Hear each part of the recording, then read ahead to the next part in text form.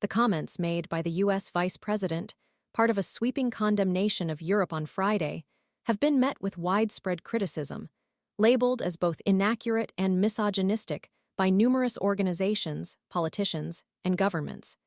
His remarks specifically targeted UK and Scottish policies establishing safe access zones around abortion clinics.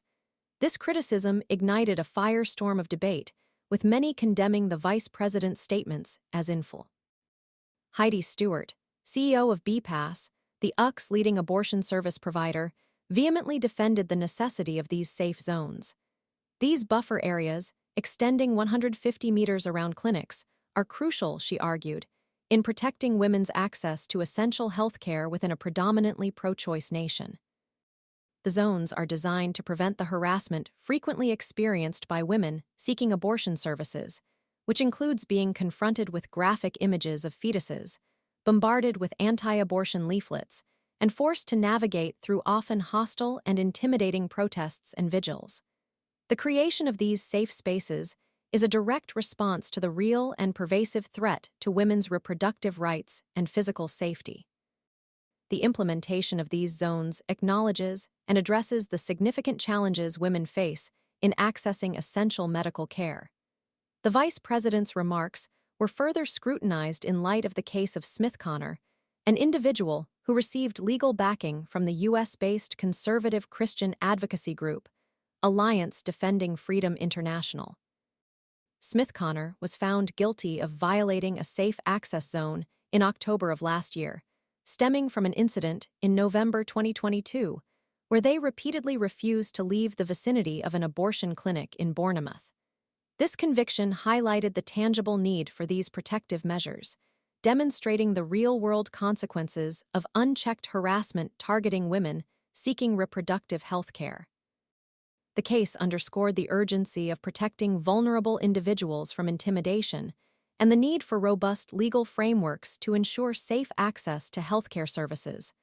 The Scottish Abortion Services Safe Access Zones Act, enacted last year, introduced a significant provision: the prohibition of silent prayer within these designated areas.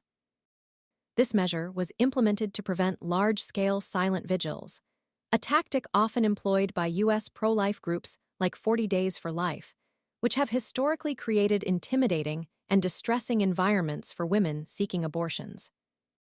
It's crucial to understand that the law only prohibits actions likely to cause alarm or distress to individuals seeking abortion services, thus safeguarding the rights of those accessing healthcare while aiming to prevent the creation of hostile and potentially dangerous situations.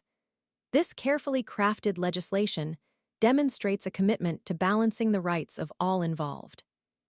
Camille Kumar, managing director of the Abortion Support Network, strongly condemned the vice president's statements, characterizing them as dog whistle messaging and a direct attack on women's rights. She expressed deep concern over the timing of these remarks, coming just days after the pardoning of protesters in the U.S. who had harassed women and pregnant people outside abortion clinics. Kumar argued that the vice president's statements served to exacerbate tensions and fuel anti-abortion sentiment within the UK, potentially undermining the progress made in ensuring safe and accessible reproductive health care. The timing of these comments, immediately following pardons granted to individuals engaged in similar harassment in the U.S., is particularly egregious, highlighting a dangerous pattern of supporting and even encouraging behavior that directly threatens women's safety and well-being. This underscores the broader international implications of the vice president's remarks, revealing a potentially harmful and destabilizing influence on reproductive rights globally. The blatant disregard for the safety and well-being of women seeking essential health care is deeply troubling and warrants the strongest possible condemnation.